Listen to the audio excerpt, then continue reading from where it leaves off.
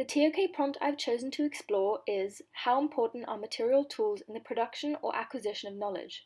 Through rock art, MRI scans, and the book Factfulness, the way in which these objects transfer knowledge to the viewer or reader can be investigated. However, often there are limitations in how the knower acquires or produces knowledge from such tools. My first object is a photograph of Aboriginal rock art from when I visited Kakadu National Park in 2019.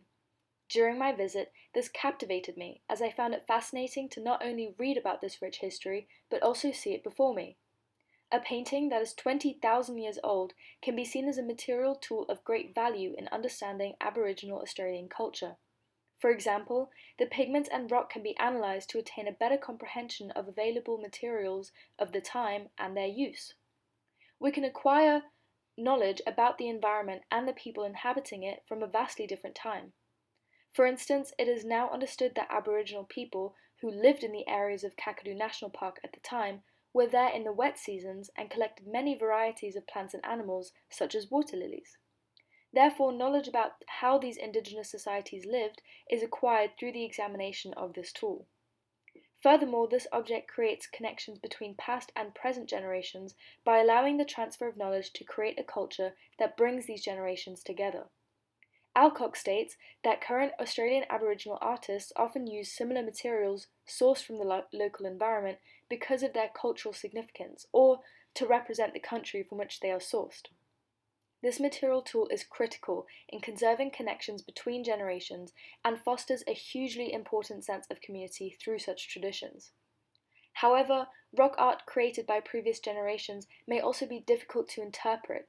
We may never fully understand the intention behind such paintings, only infer their meaning. Moreover, as Alcock also says, stability and longevity were not always traditionally important for Indigenous Australians. Some art may have been drawn over or lost entirely, hindering the authenticity of the knowledge acquired. Because of this, material tools such as these rock art paintings are perhaps limited in enabling modern societies to gain knowledge of the past. The second object explored in this exhibition is a photograph of my own personal MRI scan I had when I injured my knee. These types of scans are a material tool that are used widely in the medical field. Wanting to go into this field myself, I found it interesting to see how advanced technological equipment can be employed, but also have a multitude of limitations. The technology of MRI scans helps physicians in generating detailed knowledge of the body's internal structures, which then allows them to diagnose ailments and construct treatment plans. This object enhances this exhibition as it demonstrates that material tools can be implemented to not only determine and treat injuries, but also to understand and diagnose life-threatening conditions such as tumours. The extensive scans are produced by the variety of angles that the machine is able to capture, highlighting how technology in a material tool is able to detect things that the human eye cannot. They are an essential tool for acquiring further knowledge of a patient's condition that would not have been available without this object to treat such problems. Therefore, these scans are important in a fundamental way. They produce fresh knowledge for the physician to effectively treat people. Despite this, MRI scans have a number of flaws that limit their significance in the production and acquisition of knowledge. For example, the scans are incredibly expensive. Thus, the tool is only available to a small fraction of the world population, those that are the most privileged. Furthermore, Adrian states that these scans are created to provide clarity in personal cases. However, when I personally underwent an MRI for a knee injury, it did indicate inflammation, but the doctor was unable to understand what the cause of this was. Arguably, material tools, particularly those utilized for diagnosis and treatment monitoring, are only as useful as the humans who apply and interpret such tools. Therefore, as humans are inherently flawed and often unsure, the material tools are as well. The last object discussed in this exhibition is a non-fiction book by Dr. Hans Rosling. This is a book that I value greatly as it has influenced my own view of the world.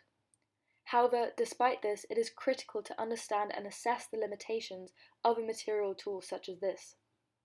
In his work, Hans Rosling discusses his perspective on the world in an objective and realistic way.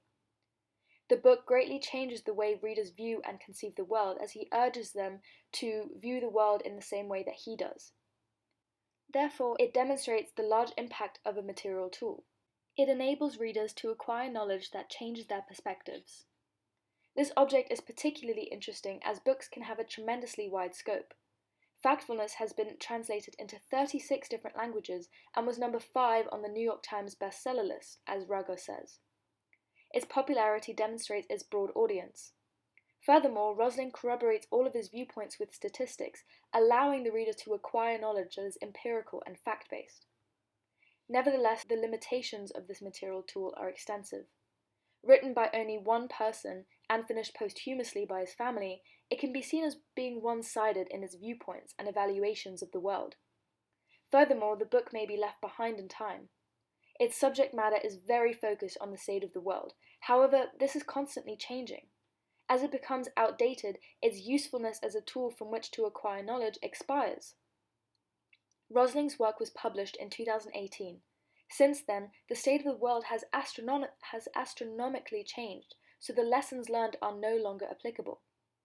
Therefore, material tools are limited in their importance, as, due to their nature, they may be left behind in time as the world continues to move forwards.